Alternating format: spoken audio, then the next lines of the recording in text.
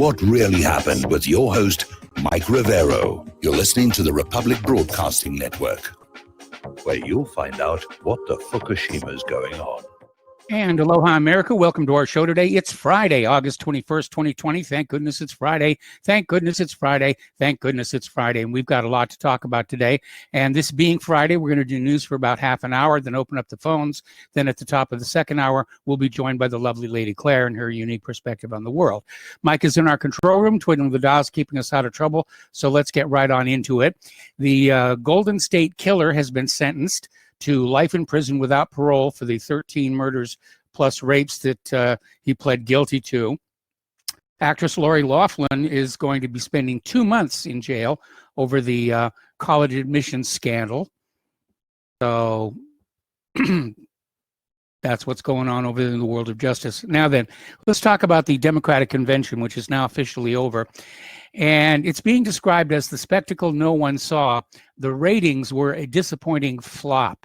The drop in viewership for Tuesday's event, which compared to 24.7 million in 2016, drew 19.2 million viewers across 10 television networks and showed Vice President Joe Biden receiving the formal nomination to run for president as a Democrat, followed a similar drop of about 24% in the DNC's first night viewership compared to 4 years ago. Monday's event drew 19.7 million viewers, while the first night of 2016 had an audience of 26 million. So, not portending very well. Of course, next week it's going to be Donald Trump's turn for a virtual convention. We'll see how those numbers look. It may be that the virtual convention itself is a turnoff because everybody's already tired of coronavirus and having to jump through all these hoops, you know, and Zoom calls and isolation. Maybe they just got sick of it, or maybe they're sick of the Democrats. Next week's numbers, I think, will tell us a very, very great deal about what's going on in this campaign season. If the Republican National Convention numbers are high, that's going to be very, very telling, and it's going to be an indicator that it's the party and not the platform that is really the problem here. Now, Trump says he wants the event next week to be live, even though it's coming from multiple cameras, but the second most powerful Republican has snubbed him by sending a taped speech and staying home in Kentucky. So Trump has tweaked plans as he watched the Democrats gathering. Trump and VP Pence will make a stop in Charlotte. The hub of events will be in Washington, D.C. Trump will speak from the South Lawn. The First Lady from the Rose Garden. Senate Majority Leader Mitch McConnell will send a taped speech after reports he wasn't going to the gathering at all. So, now, last night, of course, Joe Biden gave his acceptance speech for the Democratic nomination for president. Donald Trump calls his speech just words as he abandons months of attacks on Biden's cognitive ability to question his record in government after a Democrat flames his record and says character is on the ballot. Moving the goalposts yet again. It's not about cognitive ability, it's about character. And, well, I don't know, Donald Trump strikes me as being a real character. So that's got to work for him. Postmaster General Louis DeJoy had his day before Congress today. Democrats skewered him, saying you have not delivered, and they say that his policy changes have delayed people's vital medications and cost Americans their livelihood, but he calls it his sacred duty to deliver the ballots, and basically said that all the changes that were made, such as removing post boxes, they were removing post boxes that numerically were not being used. And as far as removing sorting machines, again, machines that weren't really needed, and they had to make room for processing all the mail-in ballots. So it's definitely a hot kitchen over there. Donald Trump is still accusing the Democrats of trying to steal the election with mail-in voting and vows to send in law enforcement to polling stations to stop voter fraud. Meanwhile, up in New Jersey, a judge has ordered a whole new election after mail-in voting caused the last election to be riddled with what was called irreversibly tainted fraud. The city council special election on May 12th was supposedly won by Alex Mendez, but his opponent, William McCoy, suspected foul play and filed a lawsuit. Okay, Kamala Harris is a hypocrite. She saw an opportunity to seize a position of power and took it. Biden accuser Tara Reade claims Harris turned a blind eye to sex assault victims after saying she believed women who came forward against the former vice president. And that's exactly what happened. As soon as Kamala Harris became the vice president, she completely dropped this whole Me Too thing and is absolutely silent on the fact that former Vice President Biden has been accused of sexual assault.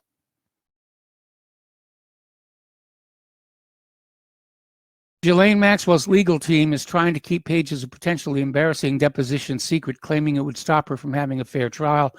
And apparently they're trying to block the release of documents from her case against Virginia Roberts in 2016.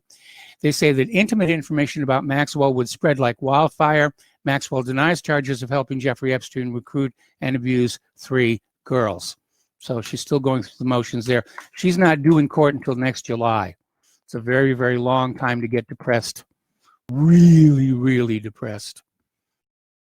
All right, Steve Bannon has been released on $5 million bail and says this entire fiasco is to stop the wall being built after appearing in court in handcuffs over a $25 million border wall fundraiser fraud following his arrest on a Chinese billionaire super yacht. Apparently, they used armed postal inspectors to carry out the arrest, which strikes me as kind of odd. But we had that caller who called in yesterday and said, you know, Bannon's got money. He doesn't need to be cheating his own charity, if you will, his GoFundMe for the wall. And maybe this is all being set up to tarnish Trump with. Okay, police used tear gas to disperse Portland protesters as they march on ICE building for a second night running, amid anger that a significant portion of the 500 arrested over 85 nights of unrest won't be prosecuted. Okay.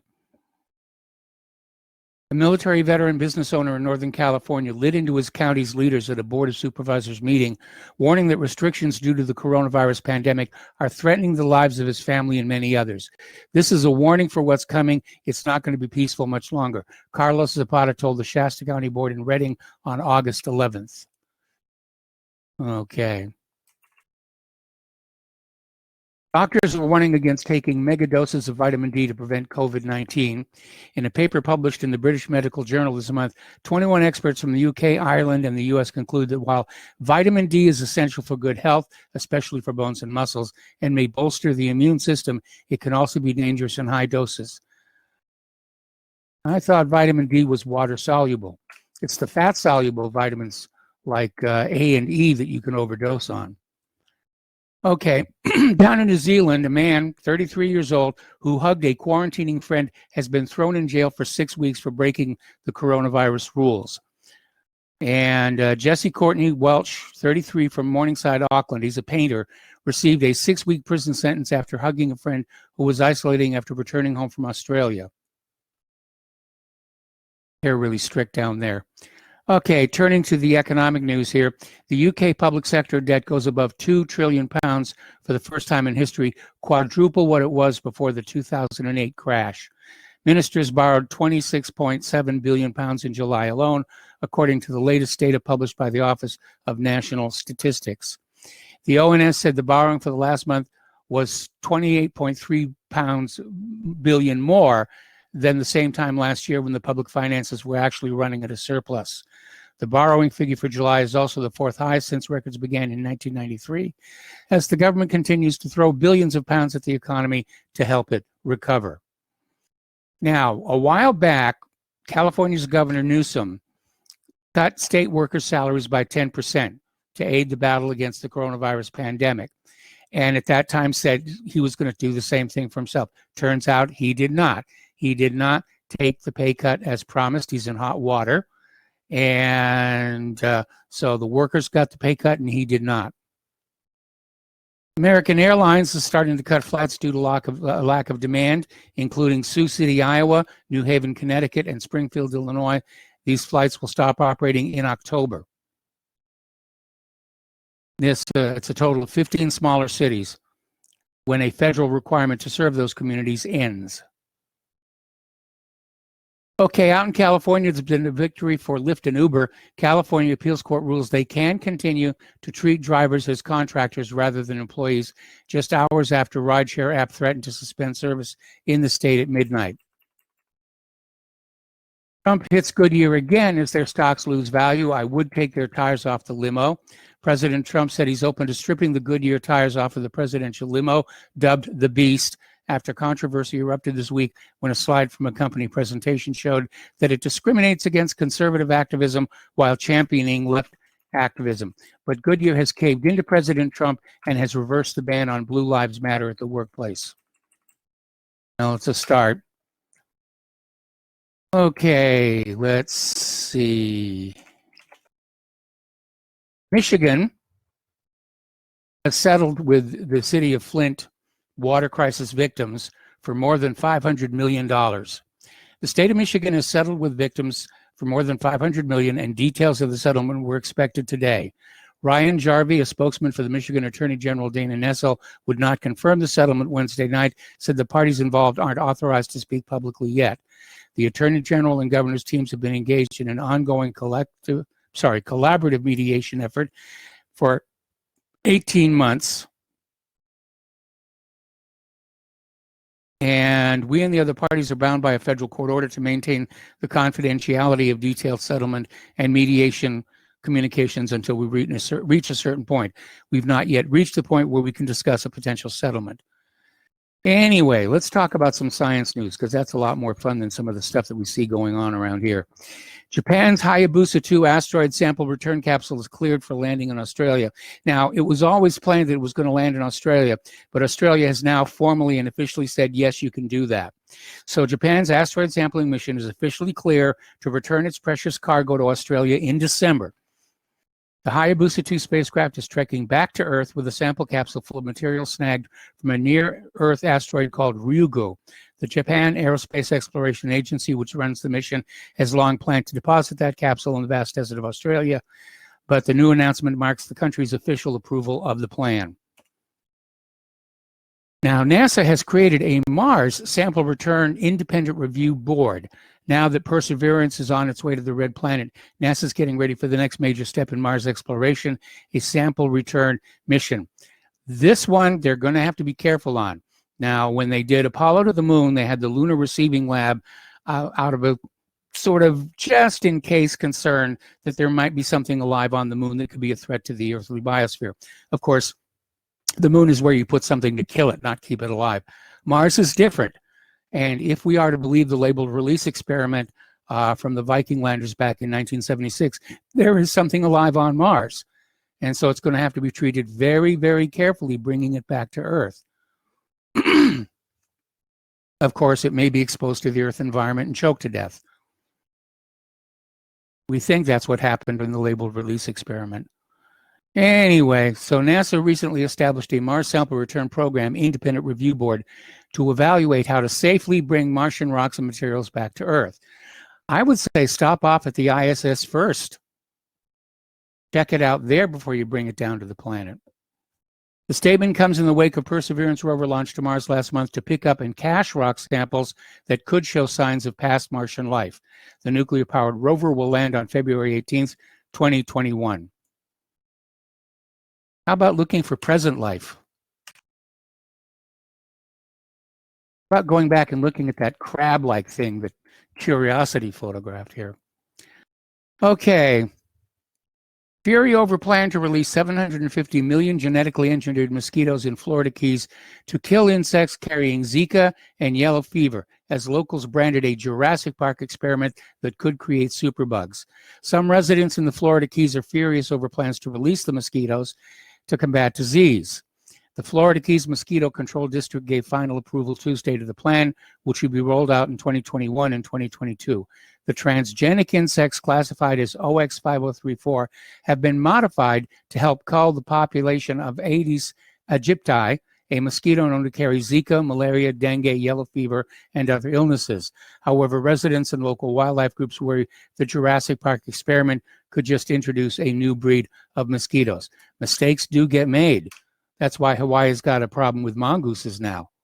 They were brought in to control the rats, and only after they were released did somebody remember that rats are nocturnal and mongooses operate during the daytime, so they never meet each other.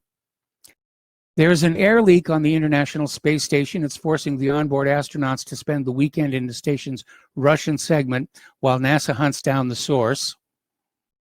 And while the Russian section will close all the hatches on the station, allowing Earth-based experts to monitor air pressure levels and find the source of the leak. Commander Chris Cassidy and his crewmates Ivan Wagner and Anatoly Ivanishin will stay in this Zvezda service module from Friday night into Monday morning. NASA and Roscosmos said the situation represented no immediate danger to the crew or to the space station, but it was important to find the source. Gee, you think? Anyone missing a tank? Apparently up in Nebraska, the State Patrol discovered a military vehicle parked on the I-80 ramp after being abandoned by a trucking company following a training exercise out in California. Now, the future of AI may be in fighter jets. An AI pilot has beaten a U.S. Air Force F-16 Top Gun in the first ever simulator dogfight competition run by the Defense Advanced Research Projects Agency to determine if man can beat machine in the sky. The machine won. The human pilot says he can't cope with the robot's aggressive tactics and warns the things we do as fighter pilots aren't working. Okay, we're going to go ahead and open the phone lines, 800-313-9443, 800-313-9443. It's been kind of a slow news day. Now, the Three Gorges Dam was built to hold 175 meters of water. It's now sitting at 165 meters of water, and people are still worried about it. Some are saying the dam has actually shifted. Others are saying, no, it's perfectly safe, nothing to worry about, and all they can really do is watch it and try and let the water drain down a little bit.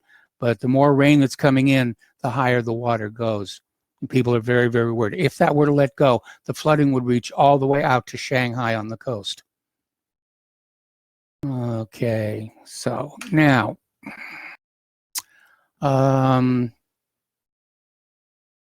apparently service industry workers in Maine now have to wear those dog cones because of the coronavirus. You know, those little things that wrap around the neck, and there's the cone that goes up. And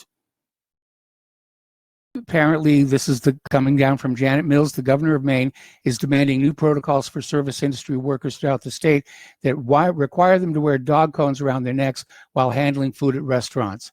If the server decides that he or she does not want to wear a face muzzle due to heat exhaustion and oxygen deprivation, then he or she will now be forced to slap on an inverted face shield, just like animals that have been recently spayed or neutered. That's humiliating. That's absolutely humiliating here. Okay, Georgia cop is placed on desk duty after a TikTok video viewed 19 million times showed him dragging a black woman, 22, and tasing her as he responded to a 911 call from a neighbor reporting a bottle thrown at a car. Okay. The Trump administration is investigating a university that punished Chinese American student for firearm photo protesting Tiananmen Square massacre. And let's see. Apparently,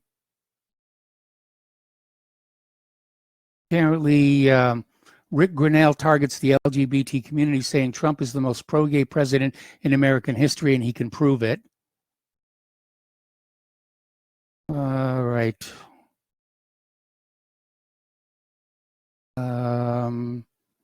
Apparently, the sandwich factory that supplies M&S is forced to close for at least 2 weeks after 292 staff test positive for COVID. We talked about the New Zealand man thrown in jail for 6 weeks. Okay, the Princess Alexandria Hospital in Essex blasted for their mental health poster because the poster listed being LGBTQ along with disorders such as bipolar and schizophrenia. Twitter user Ellen Gibson shared her anger at the poster, sparking an online outrage. Well, I can see how that might have happened. Coronavirus is now only the 8th largest killer in England, and 4 times as many people are dying from dementia as the pandemic. Okay, we're going to take a break for commercials here. Join us on the air, 800-313-9443. We'll be right back. And welcome back to our show here. And a reminder that Republic Broadcasting Network and WhatReallyHappened.com are in a perpetual state of fundraising. We're having to buy new equipment. In fact, we had to buy a new printer today. Those ink cartridges cost as much as the printer do, by the way. And so we need your help to keep doing what we're doing. And the postal address to send a check, money order, or if you prefer anonymity, cash is Republic Broadcasting Network, 2251 Double Creek Drive, number 302, Round Rock, Texas, 78664. The phone number where you can make a credit or debit card donation is 800-724-2719, extension 3. The network thanks you. All right, let's go to the phones now to Paul in Montana. Hello, Paul. Welcome to the show. What's on your mind? Mr. Rivero, Rangers, yes. Concerning masks, bordellos, and kinky viral what have you dolls, do you think we're witnessing the mechanization of the sex industry as in the oldest profession in the world? And I'll listen to your response on the air. Well, you know, it's kind of weird to think about having the sex industry wear masks when so many other things are in contact with each other, potentially spreading viruses and germs back and forth. But if you look at some of the stuff that's going on over in Japan, certainly the mechanization of the world's oldest industry is proceeding apace, as it were.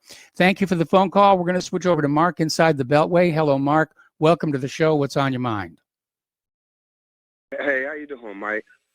Hey, I'm calling in. I don't want to get off topic or anything, but because I just took a break from work, so I'm like, let me come out and call in, because I wanted to call in yesterday, but couldn't get a chance. But I did want to mention something, because I think it's something that because I told you I've been listening to the show for a while, and that was my first time calling in.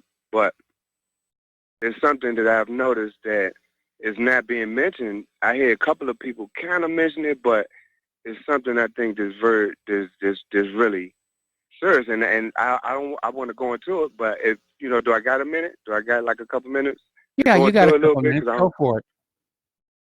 Okay, I one of the reasons I really love the show is because you got a lot of good callers. There's a lot of intelligent people, and I noticed you are very intelligent. You got a lot of information. You go, you into the sciences and everything, and so I really like that. And so, but at the same time, the stuff that I hear some callers calling too, I'm like, okay, I don't know where they calling from, what planet. But hey, I at the same time, like I say, I like to hear everybody's opinion, because I think it's important that we all hear everyone out. You know what I mean? Because I'm like, I don't care what you think or believe or whatever. As long as you can tell me, if I can say, well, why do you think I feel that, or why are you with that? And if they can give me a good reason, then I can be like, okay, you know what? I can understand that. I agree with it or not agree with it, but I can understand it. But, when I hear people just regurgitate the information they've been fed, I'm like, okay, I don't even want to go into this conversation. But one of the things I wanted to bring up was, about the history of the Khazarians. You know how eventually they was ran out of Russia. Yes. When they got down into Europe, how the German people really accepted them, and they did really good in Germany. Yes. And then how they sold Germany out in World War I, and Germany got crushed, right? Yes. And so, and then they still turned around and had taken over the politics and the banking and the media, because by that time they was controlling most of the newspapers and everything. So, and we know that the real story behind that whole situation was because Hitler removed them out of them positions. Yes. And that's when the country did good again. He got rid of the bank, moved them, and all the people loved him because he was doing really good, right? Yes. And to make a long story short, we know the outcome of the whole situation. We know that to this day, Hitler has been demonized to the point where it's like, he's just the world's greatest, whatever you want to name it, enemy or evil one or whatever. So, and then when you look at the history that's been given to German people during that time and the whole thing, it's like their name is mud. And all the time, the whole situation is half lies. We know the concentration camps wasn't real. We know it wasn't really an extermination program. That we know the Jews got killed, but that's because at that point they had, when Hitler took out them positions, they waged war on the German people internationally, right? Telling everybody not to buy German products. And so the German people start suffering. And so they really brought a lot of the problems on themselves. And so I'm saying all that just to say, you know, I'm like, okay, now they got control of our banking system and all of our media and all of our politicians. So I'm like, if you know, I don't understand why Mark, the people. I got to put you on hold. Mark, I got to put you on hold. Okay, just don't hang up. I'm going to come right back to you after these words. Welcome back to our show here. We're talking with Mark inside the Beltway, who's giving us his unique perspective on World War II and the history of the Khazars. So, Mark, could you pick it up where you left off? Yeah, so the main thing, because I don't want to take too much time, but I mainly just wanted to say that, you know, I'm looking at this whole situation, and I'm like, wow, man, they're really playing the American people, mainly white people, to be honest, because they're playing your allies, and I don't think that you really realize the position. You are in the exact same position that the German people were in. Yes. And they are playing your allies, and at the same time, they're telling the world, and this is what they're the same way they're saying the whole white race group, because anyone intelligent know that, okay, you can't take a whole group of people and say everyone is one way, but they're playing that, and you got a lot of people that's not intelligent enough to know, because they're taking what all the leaders are doing, because remember, they're controlling the leaders. So they're making the leaders not only do things in the country that they can use as an example, saying, see what they're doing this, they're doing that. They're doing it worldwide too. So they're making all the other countries look at this country the same way. And eventually they're setting y'all up for the biggest smash. And it's crazy. I mean, the only way I can say it is, if this was a football game, and I was the coach, I would take the team back in the locker room, and I'd be like, look, this is the fourth quarter, and you're down by 3. And if you don't know it or not, the referees are on the side of the other team. Nobody's playing by the rules no more. So yes. It doesn't even matter all the voting and all of that. It's the people have to start getting together and drawing the line and see, I don't want to go into that type of talk, because I don't want to, you know, I'm just saying, it's a bad situation. Y'all are in a pickle, and, you know, I'm just saying, you know, and the funny thing is, they're using the examples, like, for instance, the taking down the statues and all that stuff. They're doing that purposely to poke at white people, and it's making y'all feed right into the stereotype that they're telling everyone that you're alike. And because everyone does not, like, for instance, they might say, you know, the whole, let's defund the police. We don't want nobody to defund the police. Who in the hell will want the police defunded? I mean, we all need police. Of course, it's bad police, but that's going to make people think, okay, they just want mad chaos out here. And so that will irritate anyone. You know what I mean? So, of course, it's crazy how the whole thing is happening. And so I'm just looking at, and even all of the stuff that they're funding. Like, they're funding the Me Too movement. That's making the women against you. Your own women are against you now. You know what I'm saying? They're funding all the Antifa, Black Lives Matter. So it's crazy how the whole thing is going down. And so I'm just like, you know, I'm just saying, y'all, you know, it need to be a new ball game plan or something, because y'all had to regroup and decide, look, you know, me personally, I'm just saying this, you know, I would start doing things where it's from county to county, state to state. Everyone needs to start saying, hold up, we need to decide who is on what side of the line. We need to draw the line from every citizen, police officer, whoever. Are you on the side of the people that's trying to destroy this country and take over this world, or are you on the side of the people that's trying to be free and is trying to have, you know, be free and live peacefully? And, you know, people need to decide what we're going to use for commerce. We all know the economy going to crash. We all know what they're doing.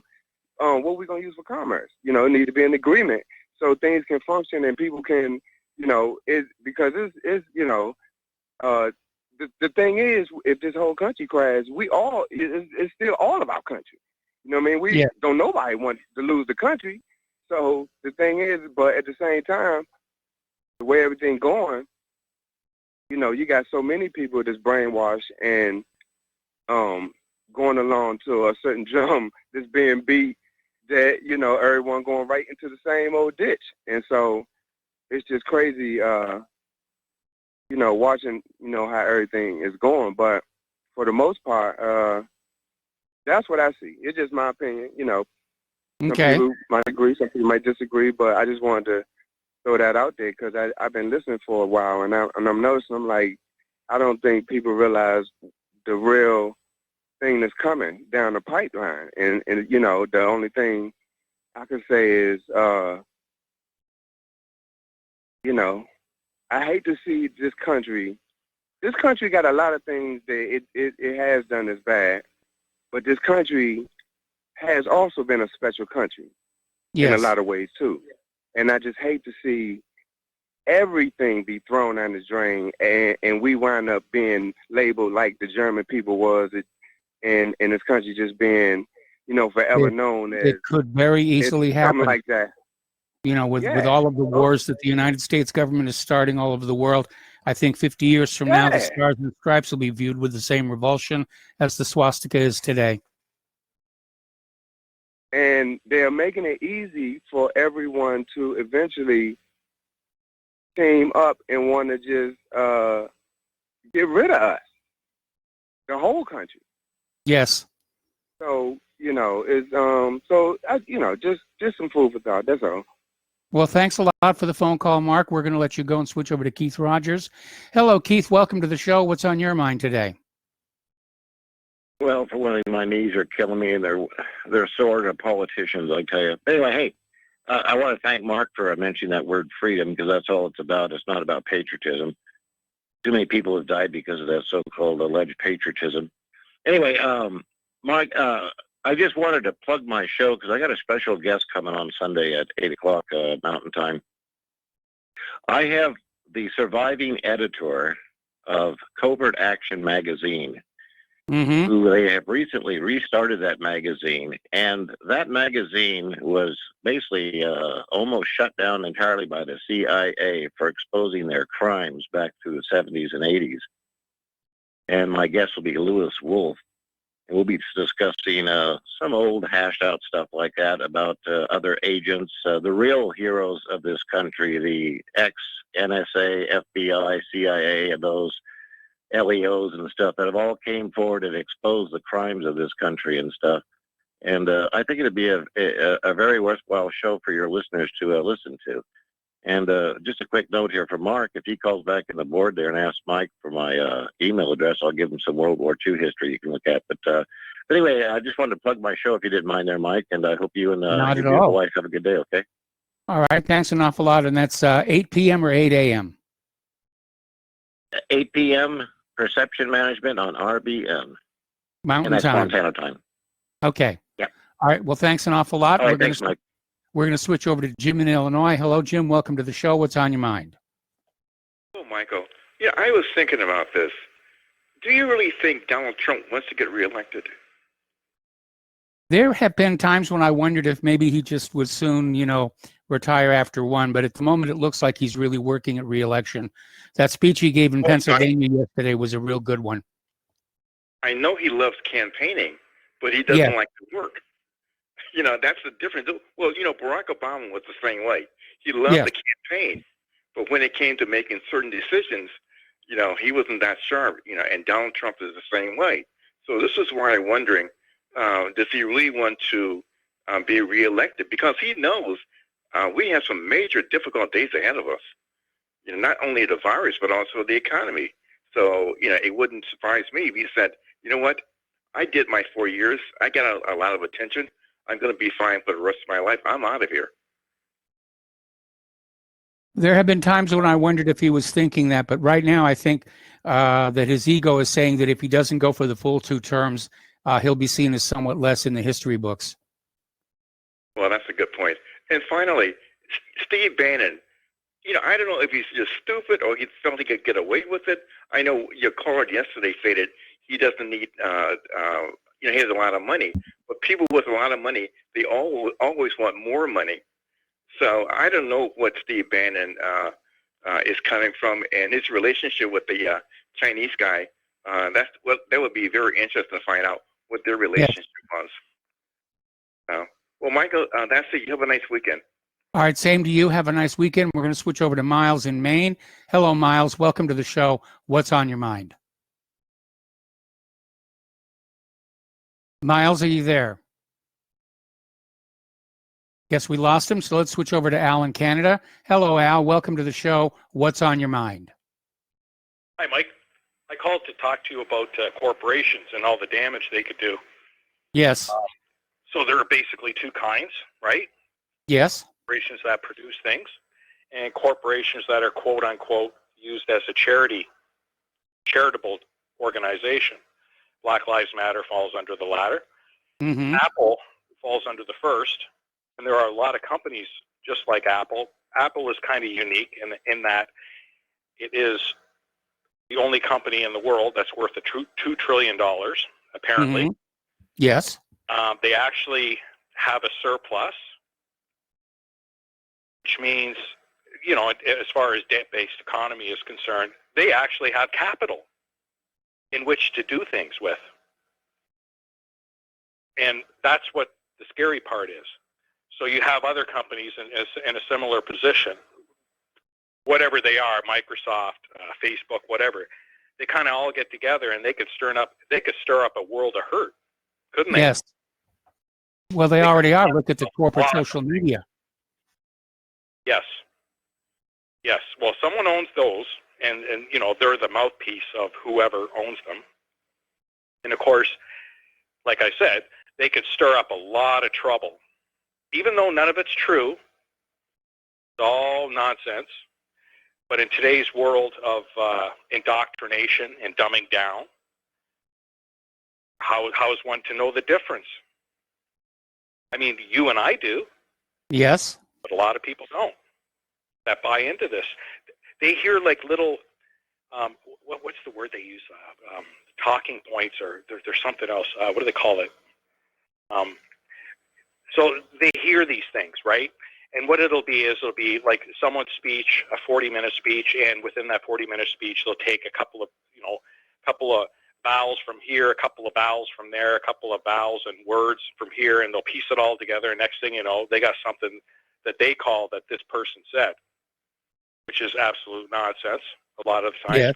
It is the media, and you people have free speech, so the media can do this too, can't they? Lie with impunity. Yeah. There's no law that says the corporate media has to be truthful. Exactly. It's just like there's no law that says the police have to actually, protect the people. Yep. So, as bad as your country seems to be, and it's an election year, right? Yes. So, you get all this nonsense stirred up every 4 years. Some of it peters off, although not in your country. Because those goddamn Democrats, right? Anyway. Right. Someone said to me the other day when I went out to grab something and pick up a part, that how much do you want to bet that after the election all this just disappears? I said, well, it's going to. Yeah. Unless Donald Trump gets reelected. Yeah, then it's going to really kick up there. Right. But COVID-19 is going to go away. The economy is going to crash for real, I'm afraid. Mm-hmm. You know what, Mike? Up here in Canada, we're 10 times as small as you are. Yes. There are 100,000 restaurants that will never open back up. Yeah. In your country, that's 1 million. How many people is that are jobless? At least probably 2 million, I would say. 2-3 million, maybe more. Yeah. See, and little bits of truth that come trickling out here and there. That really tells the real story because of that simple stat right there. 100. This is in Canada. I'm willing to bet there are probably 60,000 restaurants in the New York area alone that will never open up, and that's where your culinary art school is. Yes.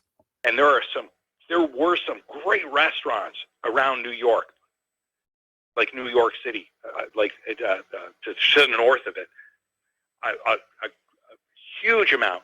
So I mean, this is so bad what they've done to us, and they didn't have to, because Sweden is they're almost done, right, Mike? Yes. Yeah, there hasn't been. I heard today on the news there hasn't been a death in Canada of COVID-19 in 4 weeks.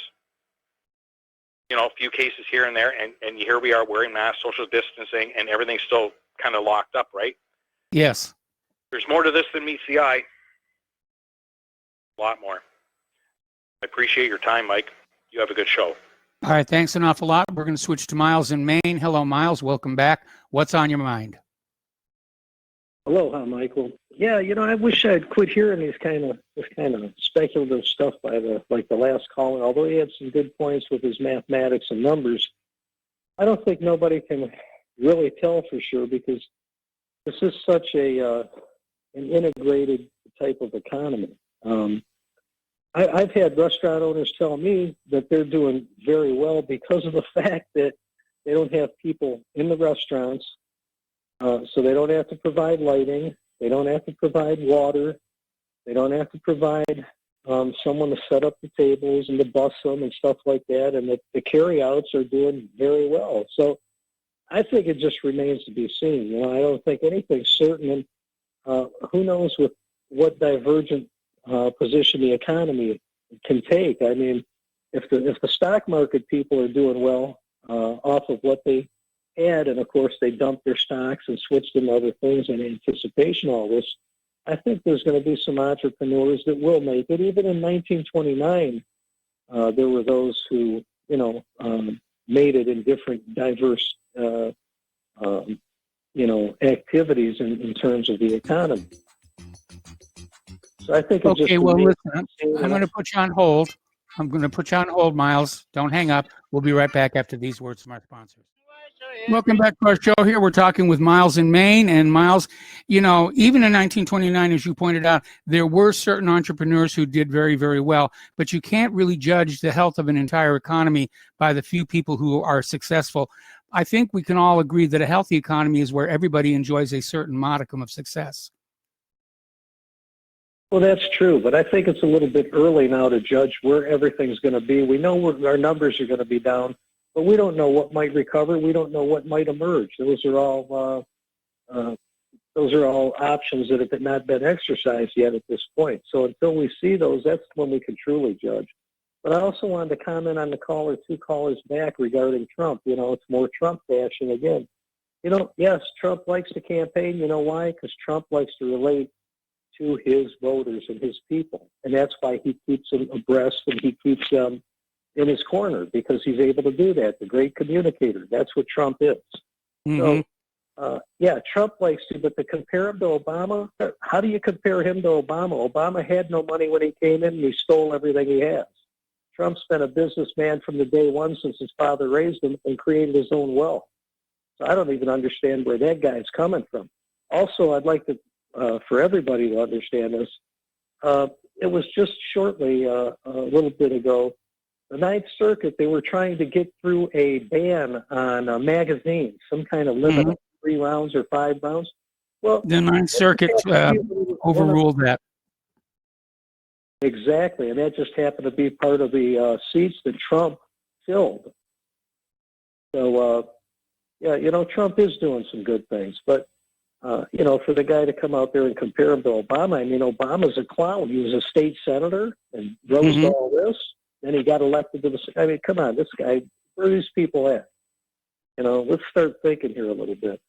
And then the caller with the history and all that is talk about, and I appreciated his call, and he had several good points. But to say it's the Caucasians or whatever that don't understand. Not your audience, I think, understands very well who it is. I think it's his people and him that don't realize they're always the tool to be used. They're the vehicle for the dissension and the riots and the never satisfied approach that we've seen from them. It's them. It's those people that are doing that. And it's not everybody, but it's that segment. It's that Marxist communist group that gets saturated by the overseers, by the overlords that like to promote and provoke that. And that's, exactly where that type of societal misfunction comes in. You don't see this going on with anywhere else, but they always seem to migrate to that one group to create the dissension and the turmoil. And look, every day you see something with them going on in it. We're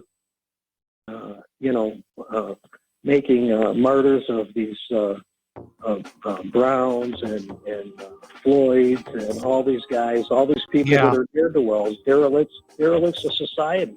So, no, it's not these people that don't. These people here that listen to your show understand really well. I mean, Richard understands really well. Lenny understands from California. Lenny understands very well. Okay, Miles, we're going to have to let you go. We got to take a break for station identification. We've got another caller waiting on the line, plus the lovely Lady Claire, and we will be right back. Welcome back to our show. Hour number 2, we're going to go take a phone call from Andy in Texas. Hello, Andy. Welcome to the show. What's on your mind? Hey, Mike. Hey, first off, I don't want to take up too much time because I love Lady Claire, and not as much as you do, but I do. And first off, I want to tell people that Donald Trump's not your savior. He hasn't done anything to roll this back since he's been the president in the first 8 months, and he's not going to do anything after he's elected. This is part of the plan, and he's been here to just represent us through this thing. Fine and dandy, but that's not what I called for. What I called for is to let the RBN audience know that people, you need to embrace this platform.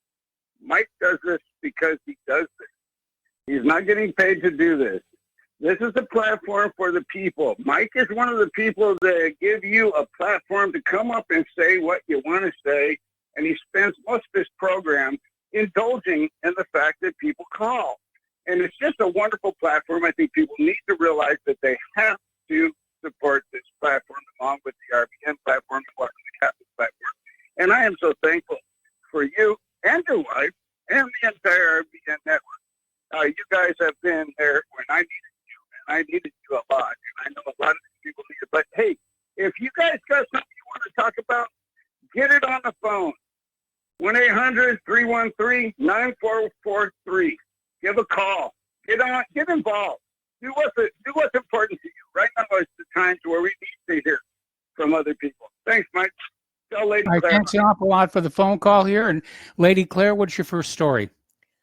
Well, I saw this confirmed, and it took me a bit aback.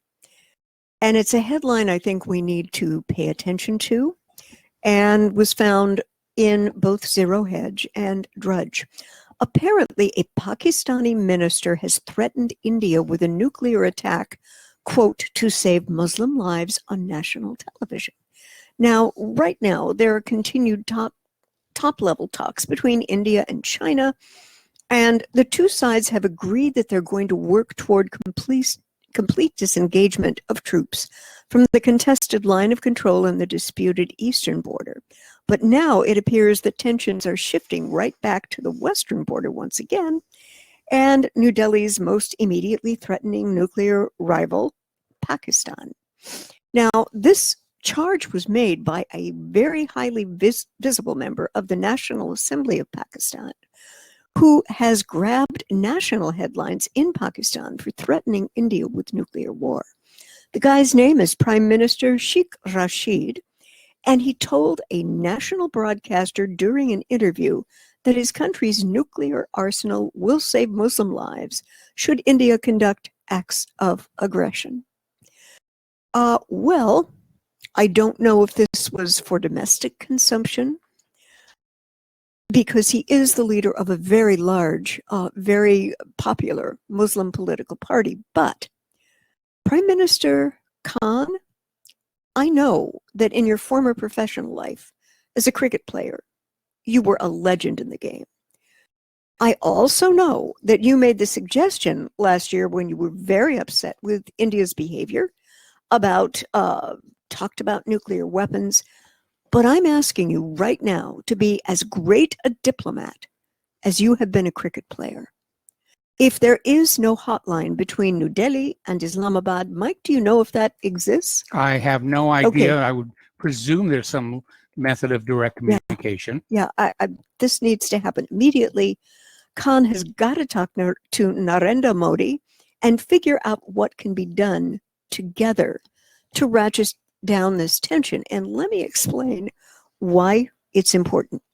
Okay, China has a massive trade pact with Pakistan, and in fact are building a huge part in Gwadar Deep Seaport, which is strategically located at the mouth of the Straits of Hormuz. Straits of Hormuz, does that ring a bell to anybody? Yes, it does. Yeah, flashpoint, folks.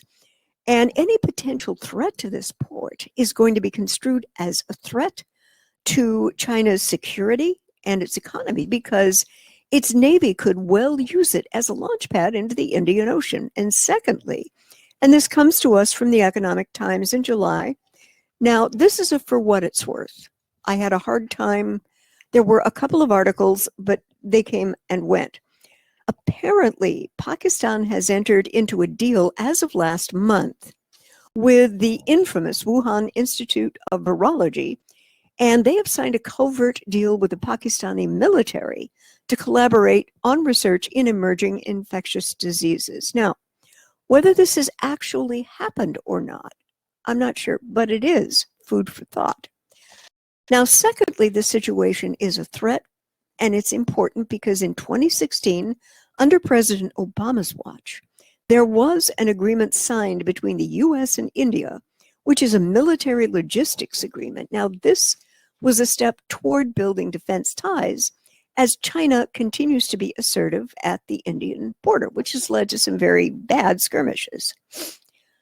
And if Pakistan does start a war against India, it will most likely have military help from China. And India most likely will have military help from the US. You see where I'm going with this? Yes, I can see where. Yeah, so I'm kind of hoping that some adults in the room internationally who please have some credibility left can stop this before it starts and encourage some confidence building measures here. This could seriously be the beginning of World War III, Mike, and I'm hoping it goes no further than the guy was just blown off steam. Well, what are your thoughts? It could have been for internal consumption. Mm-hmm. But unfortunately, it does feel like everybody's just edging closer and closer to World War III, and they're just waiting for a starting time and for somebody else to fire the first shot. Yeah.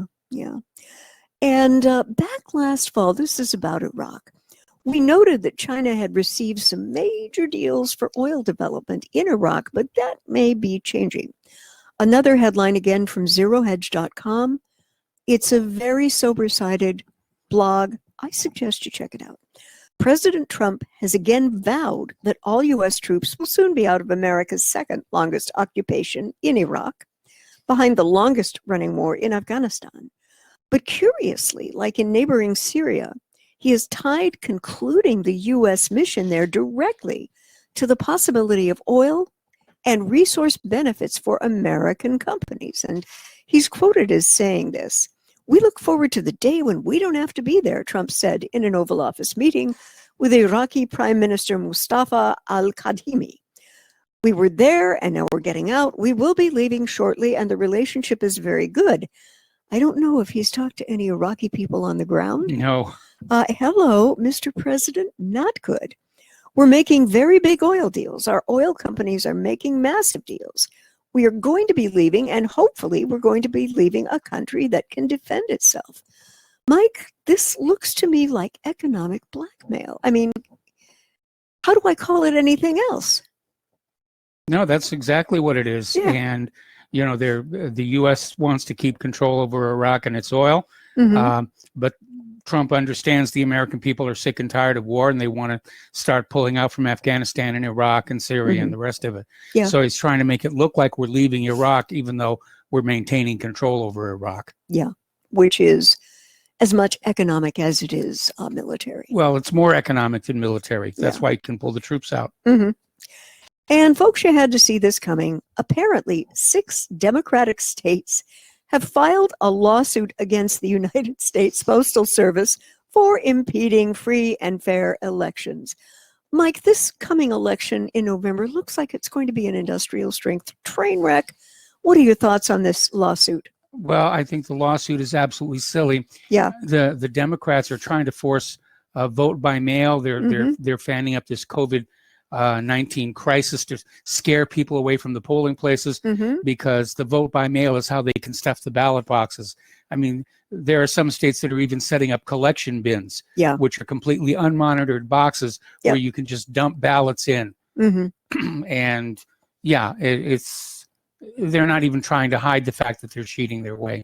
Yeah, it's how long after the actual election will we actually know who won the presidency? I don't know. It could turn into another debacle like Florida in 2000, where it's going to go all the way to the United States Supreme Court, and they will anoint a president for us.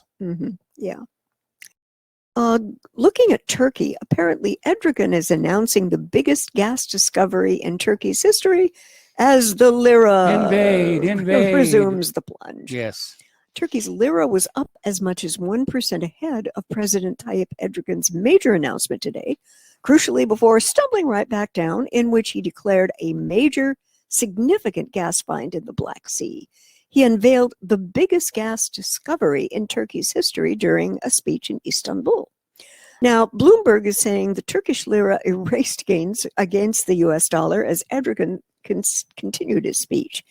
Borsa Istanbul 100 index reversed more than 1.3% gains to 0.7% loss, because I think many people see this as a desperate attempt by Erdogan to provide some deus ex machina as Turkey's economy is imploding and locals are fleeing the lira to buy gold. That can't be great. No, that can't be good. No. You would normally think a gas discovery like that would drive the national currency up, but something else is going on. Yeah, definitely. And I have to wonder with the dispute with Cyprus and the dispute with Greece over various oil basins in the area, if it's actually Turkey's. Well, of course, that's a matter of some debate right now. Now, Greece is indicating that they're willing to start negotiating to draw some actual hard maritime boundaries. Yes. But Erdogan seems to have the attitude of wanting it all. Yeah. He seems rather, how can I put this kindly? I don't know that I can, but he seems very caliphate. Yes. Centric in his thinking. Yes. And wants to make Turkey great again, but at terrible expense to some of his neighbors.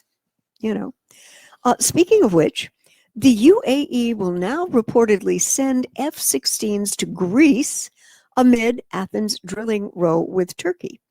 Now, earlier in August, the UAE had hailed a deal between Egypt and Greece on their exclusive economic zones in the Eastern Mediterranean as a victory for international law. The accord was clinched amid Athens-Ankara tension over what Greece described as Turkey's illegal drilling in the area. Now, the UAE is due to send some F-16 fighter jets to the key Greek port of Suda as part of a trilateral defense agreement between the UAE, Greece, and Egypt, the state-run Greek broadcaster ERT reported on Friday. Now, the warplanes are expected to take part in joint military exercises in the Eastern Mediterranean. This outlet added without elaborating.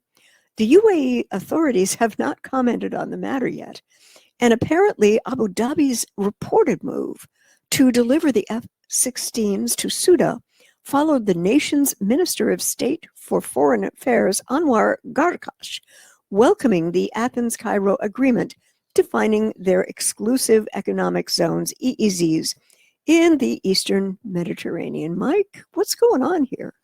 Everybody's jockeying for position. And again, the wild card is Turkey, which is coming on in there. And it looks like Egypt and Greece and the UAE are trying to form an alliance to sort of hem Turkey in from more on the eastern side, while Greece tries to hem them in on the western. Yeah. By the way, for those of you who have never read RT, Russia Today in English, there is some very excellent reporting and covering of the news. And there is a gentleman for whom I have tremendous respect. His name is Scott Ritter, which to people who follow American history in the last 20 years may remember very positively. He's done some really great investigative reporting. Well, he was a weapons investigator in Iraq. Yeah. He was one of the people who was out there saying there are no nuclear weapons here. Yes, that guy. And the article is headlined, U.S. is willing to dismantle the UN Security Council to put pressure on Iran. And apparently, yesterday, Secretary of State Mike Pompeo ignored the warnings from the other JCPOA parties on the Iran deal, met with the president of the Security Council because he was delivering a letter announcing that the U.S. was activating the snapback procedures and that at 30 days, it would be calling for a vote on the matter by the Security Council. Michael, why is this guy doubling down on dumb? Well, he's not going to get it. No, he's not. I mean, you would think after the refusal to extend the arms embargo, that the U.S. would get the message that the rest of the JCPOA signatories are sick and tired of the U.S. throwing its weight around. As Germany pointed out, the U.S. isn't part of the deal anymore. The U.S. pulled out. They really have nothing to say about it. It's none of their business. And, I noticed even on Fox News when they are out there with Mike Pompeo, they're illustrating his bit with videos of rockets taking off and shots of bombs and just really pushing that Iran is coming to get you if we don't get them first. And apparently Pompeo is now threatening China and Russia with sanctions if they dare to interfere. Oof, that's rough. Yes, that's really rough. I'm seeing the decline of an empire here. Yeah, everything has a life cycle, people. That's true. Governments, species. And U.S. hegemonic domination is getting kind of past the sell-by date. Yeah. Now, what Ritter says about this is that a likely outcome will be that the Security Council fails to recognize the U.S. submission of the resolution, followed by the U.S. refusing to recognize the Security Council's ability to prevent such a resolution from being submitted. I mean, the UN Security Council is in uncharted waters with this whole thing. Yes, it is. Really. And for true, the U.S. will then seek to submit the resolution, then immediately veto it, and claim that the snapback has been accomplished. Mike, tortured logic in the extreme. Absolutely. And then the rest of the Security Council will reject this action and deem the JCPOA to be in play, free of UN sanctions. And then the U.S. will then sanction any party which fails to comply with the UN sanctions. Now, if this were actually to occur, Mike, this would mean the functional death and dismemberment of the UN Security Council. Yes. Do you think that's what Trump is trying to do here? I don't think he's trying to do it, but I think it's a very real possibility that he's going to break it. The question is, what will the Security Council do? Will they move to eject the United States? Good question. What Ritter is thinking in the midst of this mess is that some UN Security Council members, maybe France, Germany, and the UK, may feel compelled to re-examine their position on the lifting of the arms embargo, seek a compromise solution that salvages the JCPOA while denying Iran access to Russian and Chinese armaments. What do you think? Well, the JCPOA deal is intact. Yeah. It's just the United States pulled out of it. Yeah. And so I don't get a sense that France or Great Britain or Germany are really all that interested in getting the U.S. back into the deal. They're just trying to get the U.S. to sort of remember the fact that they're not part of the deal anymore. Yeah, I mean, selective memory disorder big time. I think that's what they're dealing with in the White House and Pentagon right now. Well, Pompeo is out there throwing his weight around, and Mm-hmm. He's sort of used to this idea of the United States as leader of the free world. But Mm-hmm. unfortunately, that's not true anymore. No. The arms embargo vote, I think, kind of showed that America has lost its leadership position, and that other countries are getting tired of all of this. Right. I'd like to go over now to China, and apparently Hong Kong has denied bail to the first pro-democracy activist arrested under the controversial national security law. And they just denied bail to this guy, and they rejected his lawyer's argument that the controversial national sec law was invalid because it conflicts with the basic law, the British-designed constitution that has governed Hong Kong for decades. Okay, we got to take a break here for commercials. Got it. We'll be right back. Welcome back to our show. Here, we're going to take a phone call now from Mark in North Carolina. Hello, Mark. Welcome to the show. What's on your mind? Yeah, Mike. I just heard what you were saying with the so-called sanctions that they want to put on Russia and China. Yes. I think Pompeo is actually either completely stupid or he's on some kind of drugs. All right? Yes. One of the reasons we're having, sorry, I had something in my mouth. One of the reasons we're having so much problems with the dollar is falling, with all these stupid sanctions. Russia is not using the dollar at all anymore. And I think China is getting away from it too. All right? Yes. Russia is not getting hurt, has actually been helped by these sanctions we've been putting on the last few years because they diversified their economy. Their economy is doing great. They're not in debt. We are. Not in they don't owe a dollar. They're actually, in China's right now in much better shape than we are. This guy's got to be nuts. I mean, he's actually so arrogant, and the problem is, Trump keeps it. One of the reasons I'm still going to vote for Trump. Again, I got no choice. Because which way you want to be shot by a 45 or a 12-gauge shotgun? That's what it comes down to between Trump and Biden. Okay? I guess I'll take the 45. I'll take a chance of the 45 because that's how. But both of these guys are horrible, and they're leading this country down to total disaster, financial and other ways. The only good thing I can say is finally the empire might end, and maybe we can get our real republic back. And that's about it, Mike. I don't know what you think about that. You and your wife, But really, I think this guy's got to go. Pompeo is awful. All right, thanks.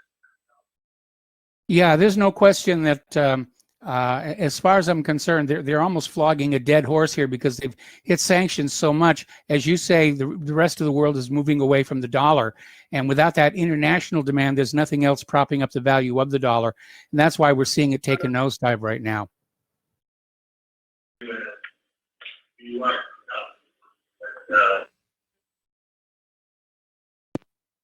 Hello? Okay, I guess we just lost him. Okay. All right, so go ahead and pick up your phone call. Yeah, the story. The guy's name is Tong Ying King, 23. He's a waiter, and he was arrested in July after riding his motorcycle festooned with flags bearing illegal messages about an independent Hong Kong into a crowd of police officers. He was charged with inciting separatism and terrorism for carrying a flag that read, "Liberate Hong Kong, Revolution of Our Times." Now, according to the SCMP, Tong's application for a writ of habeas corpus hinged on an interpretation of Article 42 in the National Sec Law, which specifies that no bail shall be granted unless the judge has sufficient grounds for believing the criminal suspect or defendant will not continue to commit acts endangering national security. Now, I mean, how much more transparent could that kid have been riding into a group of patrol people, of police? Hello. Yep. I mean, come on. It's obvious that this was the outcome he wanted.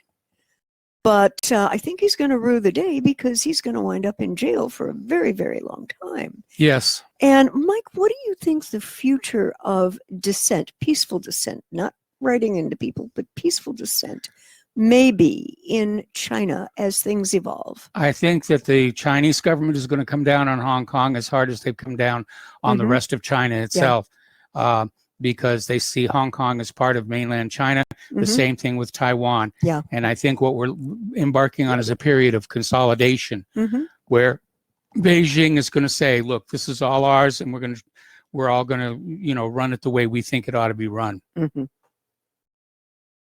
By the way, I agree. And speaking of China, there is a very renowned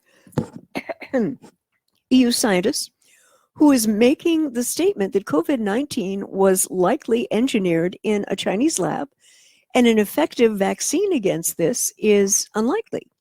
Now, this was authored by Stephen Mosher via LifeSiteNews.com.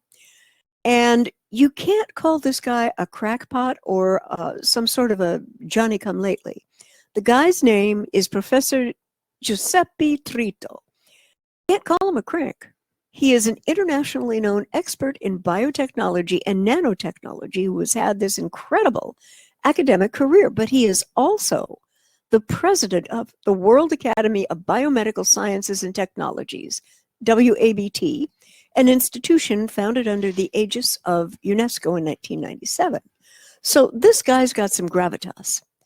Now, equally important, one of the goals of WABT is to analyze the effect of biotechnologies like genetic engineering on humans. And on that thought, we need to put you on hold. Okay. Because we got to take another break for commercials. All right. And we shall be right back after these words from our sponsors. Okay.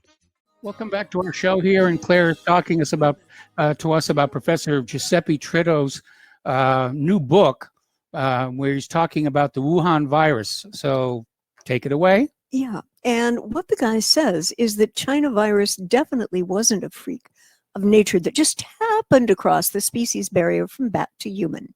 It was genetically engineered in the Wuhan Institute of Virology's P4 high containment lab in a program supervised by the Chinese military.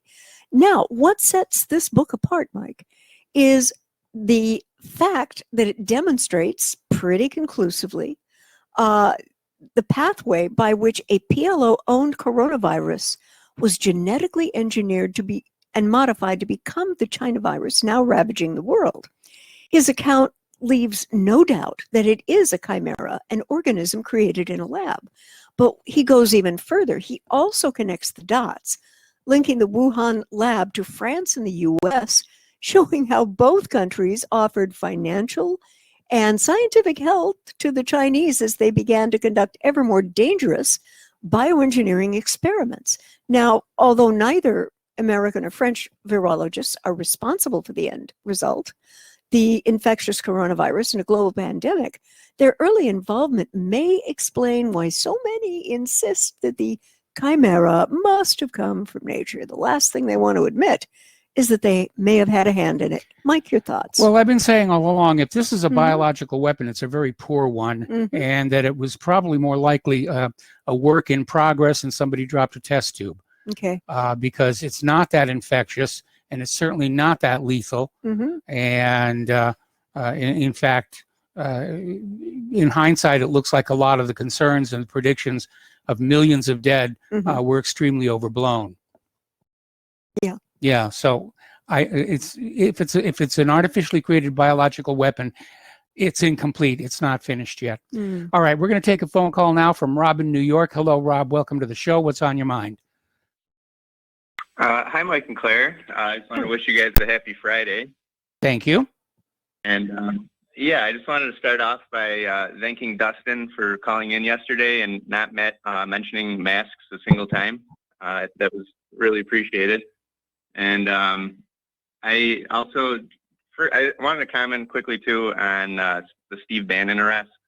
I know a couple of callers, I guess Dustin is one of them, have kind of called in and assumed that he's guilty before being proved so. So I just want to remind people that he could be innocent until proven guilty, and there's a lot of potential political shenanigans that are going on with that arrest, and just Yes. look at like maybe Michael Flynn and some other, a lot of other people close to Trump that have been arrested and under, less than ideal circumstances. So before, gloating that he's, so guilty and everything, maybe we should wait and see how that turns out. But the main topic I called about was Belarus. I know you've talked about that a few times this week, but I just wanted to say, I'm not sure if you're aware of this. I think one of the callers kind of alluded to it, but didn't really go too in depth to it. But Ron Paul actually reported on it a couple of weeks back that the president of Belarus had actually been not complying with the face mask orders and the economic lockdowns and everything. Mm-hmm. And I know that they are talking a lot about how the election was rigged and all these other, however the media is covering it. I personally don't know exactly what grounds they're saying it was rigged on, or, in regards to that. But mainly I just want to point out, going back to even what Claire was just saying, how it seems all this mail-in voting and everything is seeming to be designed to make our election into a circus and just kind of cause chaos and confusion. And I think we should maybe look at this potentially as like a beta or like a test of what they might try to do in our election by, getting everyone suspicious that there was, rigging. And if Trump's not playing ball, I also want to mention back in Belarus, so he wasn't complying, and the World Bank actually is not issuing them their loans because of that. So you can kind of see how a lot of these countries maybe are complying with all these lockdowns and everything if they're not getting their money. So if he's not playing ball with them, you could see how maybe they're trying to gin up suspicion that he was, the election was rigged and he's not a legitimate ruler. And, whether the media is covering that everyone is suspicious of it and whether they really are, there could be people out in the streets. I think you could see the same thing happening in America. Yes. They're going to, say it was rigged, and even there will be people on the streets, whether they're paid protesters or whether they legitimately are confused, or maybe, there'll be some legitimate grounds to be suspicious. But you could see the media doing the same thing in America and saying, Trump's not a legitimate ruler and the elections were rigged. And I think we just kind of need to carefully look at what's going on in Belarus before just, agreeing with the media that he did rig the election and he is illegitimate, and potentially look at maybe they are manufacturing that because he's not playing along with their COVID restrictions. Well, there's the other And I issue wonder that has what to you do thought. with, whose sphere of influence Belarus is going to be in. Now, the conventional wisdom is that under the current political leadership, Belarus is in the Russian sphere of influence. That's not entirely true, because the relationship between Lukashenko, is it? Yeah. Yeah, Lukashenko and Putin is not a very, very good one. His challenger, though, has definitely indicated a desire to bring Belarus into the Western sphere of influence. And so there's definitely a geopolitical motive to try and get Lukashenko out and get a new government in. Yeah, I mean, that definitely could be part of it too. So I just, maybe want to suggest that everything's not at face value in regards to their election there.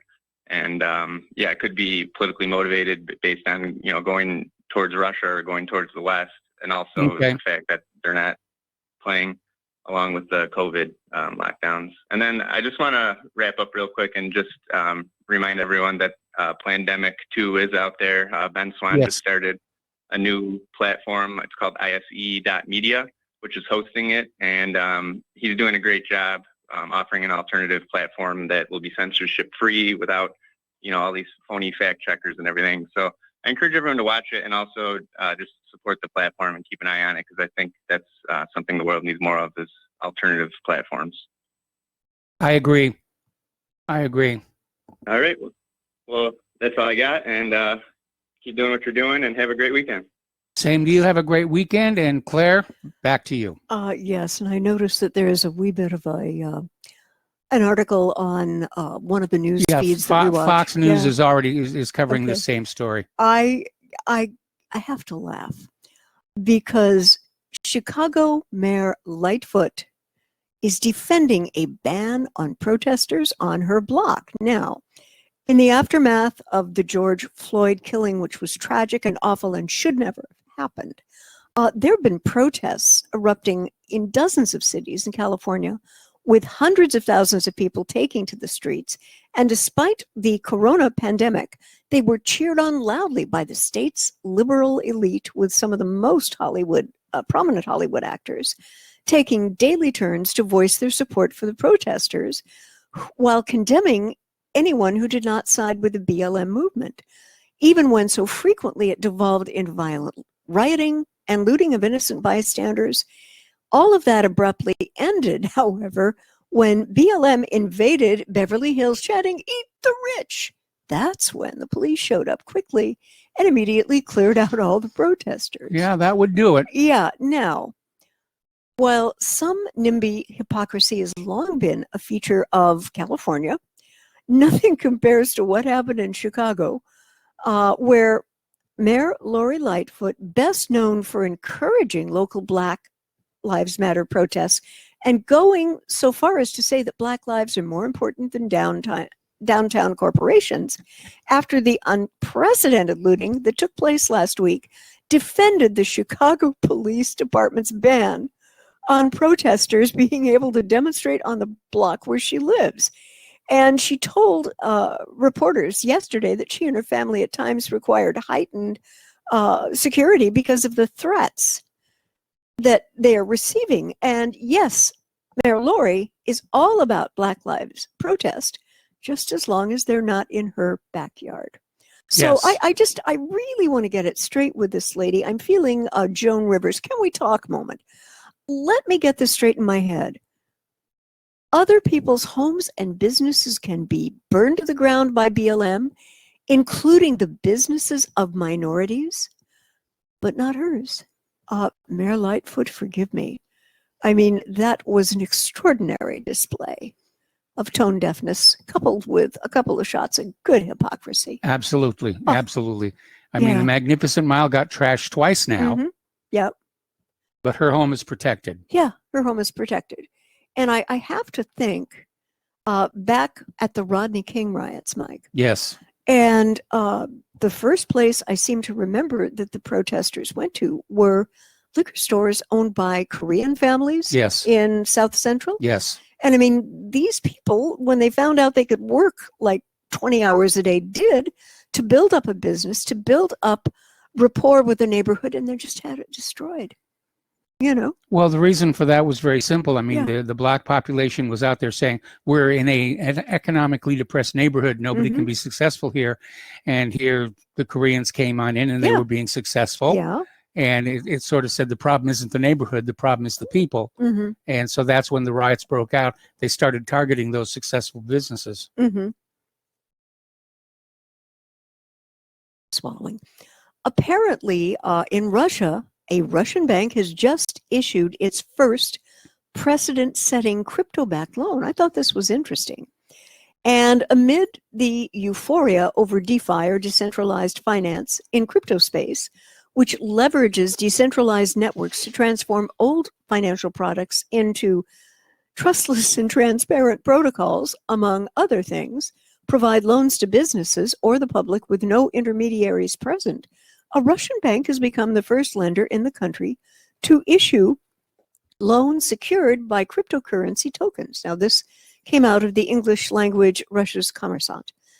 Lender Expo Bank said it issued an individual loan to Mikhail Uspensky earlier this week, with Uspensky putting up Wave's crypto tokens as collateral for the agreement.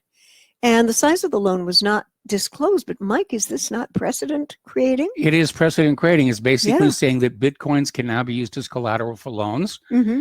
And of course, if the value of the Bitcoins drops during the term of the loan and the loan defaults, then it could get really kind of complicated. Yeah. But yeah, I mean, basically they're saying crypto tokens are now an item with intrinsic value. Yep. Yeah. Do you think that this was a one-off, or do you think this is going to be more gradually accepted? I think if it makes money, it'll become accepted. Mm-hmm. Right. Yeah, I would agree with you. And this is talking about white flight, and it's real. And Hollywood's apocalypse triggers a mass exodus. And people are apparently taking losses on their homes to get out. Now, this is a veteran publicist, Ed Lotzi, and he told the Daily Mail while referring to the socioeconomic implosion of Los Angeles. And Lotzi said that the LA metropolitan area was already changing before the coronavirus brought LA to its knees. And the problem has been escalating with the homeless, exacerbated by weak decisions, making bad decisions. Weak politicians Yes. making bad decisions. I'm sorry. Dyslexic Suntai. And Hollywood has always been the wokest of the woke, so politicians did nothing to stop people sleeping on the streets. It's not illegal, and the weather's nice. He said, adding, there's insufficient housing, inadequate medical care, and in COVID-19, and it's the perfect storm. Apparently, he remembers the days when Los Angeles smelled of orange blossoms. Mr. Lozzi, I don't remember those days. I do. You do? Okay. And he said today's scent is urine and feces, with once beautiful parks now filled with homeless encampments and carpeted with drug needles. Now, I remember, and this is a lot of years ago, working as a rep for an architectural company in Pasadena and having to go to Los Angeles, and I would always pay more to get a parking place as close to my destination as humanly possible, because even back then, there were no-go zones and corridors. And the current images of LA are enough to make me cry, remembering some of the really lovely areas in the city back then. Now, Claire and I lived in Los Angeles for a lot of years, but we would never move back there. Not now, not the way it is. It's heartbreaking to see what's happened to the place. Yeah. Anyway, we're going to go ahead and take another phone call. Oh, good. From Joseph in Hawaii. Hello, Joseph. Welcome to the show. Aloha, bra. What's up? Aloha, Mike. Aloha, Lady Claire. Nice to talk to you guys. Just wanted to bring up, I guess, a couple of thoughts, and I wanted to get your actual thoughts on this. One, the elections, I guess we'll be hearing from the Republicans next week, but, you know, I always seem to bring up when I call about the debt, my concern about how that's, you know, how that in the deficit for this past year has increased so much, but the overall debt and why, you know, this seems to never be an issue. Now I know it's a pandemic. No one wants to bring it up because it's a needed cost, I guess.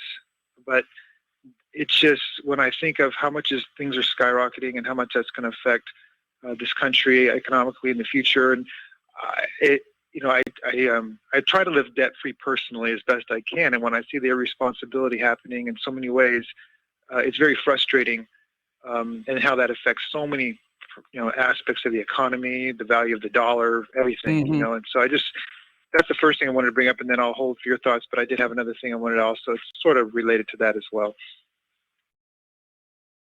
to get your comments maybe on that first item. Yeah, the debt is completely out of control. There's no question about that. And like I said the other day, there's this story coming out of TMI that the Democrats, the reason they're not really pushing much of an agenda or much of a platform is that if they do take control of the Senate and the White House this November, they're going to be focusing on deficit reduction, which is normally something you'd see the Republicans doing. But it is a real mess, and it is unpayable, and at some point it's going to drag the whole system down to collapse. You know, when Trump cut those corporate taxes the way he did in hopes of some kind of trickle down, it to me, you know, during good times, quote unquote, it supposedly was good times, that's when you're supposed to be paying down your debts, you know, and then of course, when crisis, I hear the music. Can you hold me over? Yeah, I'm going to hold you over, but you're going to have to be short because we're on the last segment of our program today. We'll be right back. And aloha, America. Welcome back to our show. Last segment on this Pauhana Friday. We're talking with Joseph in Hawaii. And Joseph, just sort of pick up where you left off. Oh, yeah, will do. Thank you so much. Just, you know, the thought about how we were supposedly or hopefully wanting to pay down our debt during the good times over the recent years. And it just seems like it kept escalating. And I know that a lot of times the economic growth that we've had is sort of connected with the increased depth that we've been adding to it. You know, you can spend on a credit card all you want, and you're going to be able to show apparently like you're living well, but it may not necessarily be the case. The other thing I wanted to also mention too, which is I find ironic, is that not related to that, but President Trump was saying that he didn't feel that we should be bailing out the states that have been irresponsible, more or less with their budgets and so forth. I get that. I mean, I agree. But then why would you be willing to bail out companies that were also irresponsible? You can think of Boeing and other ones. It just seems like, okay, if you're going to follow that principle, you should carry it all the way around. And that's not what I believe he's been doing. So I just wanted to get your thoughts on do you find that kind of ironic, perhaps not consistent in that sort of way he's going about that? Yeah, there's a tendency for the Trump administration to be far more supportive of corporations than of the states. And I don't agree with bailing out states that have been irresponsible, but you're absolutely correct. Companies that are irresponsible, companies that are badly run, should be allowed to collapse and go out of business and make way for somebody with more smarts. Now, I understand that Boeing is a very iconic company with a very, very long history. But as of late, they have not been producing good product. And maybe it's time, for somebody else to take over leadership of that industry. I mean, Airbus certainly is. Yep. No, I totally agree. You should never be too big to fail. If that's the case, then we have antitrust laws for that. Because when you get to that point, then you literally can hold captive a country or whatever. So anyway, I appreciate it, Mike. I know it's the end of your time, and thank you very much, Lady Claire, for your always being there on Fridays. Nice to hear from you. Take care. Well, thank you very much for the phone call. We're going to switch over to Dustin in New Jersey. Dustin, hello. Welcome to the show. What's on your mind? Mike, I know I don't have too much time. I'm not going to talk about politics till Monday, but Mike, I hope your body's ready and Claire's body's ready and your PC's ready and your internet. Did you get Flight Simulator yet? That's what I want to know. Like, did you get Flight Simulator? No, I haven't gotten Flight Simulator yet. I don't even have time to play with the old one I've got. Because it's, Mike, it's like the most visually, it's the most amazing thing I've ever seen. But you need your body ready. I have a birthday coming up here. Claire better be ready. Yeah, I have a birthday coming up here, so maybe maybe there'll be something nice in my birthday stocking a week from now. Mike, you guys have a good weekend, and I don't know if you have time, Mike, check out the video, the trailer for. I mean, you have your flight sticks, man. Get ready for it, Mike. It's incredible. I love Flight Simulator. All right, thanks an awful lot. We're going to let you go. We're at the end of the program now. Should be hearing the music. There it is. There's the music there. Okay, stay tuned for John Stadmiller. I'm sure he's got lots of interesting things to share with you. Don't forget, Keith Rogers has got a guest for his show, 8 o'clock Sunday Mountain Time. Please spread the word of whatreallyhappened.com. Spread the word of Republic Broadcasting. Please donate. We need to replace equipment. We'll be back on Monday. Aloha, America.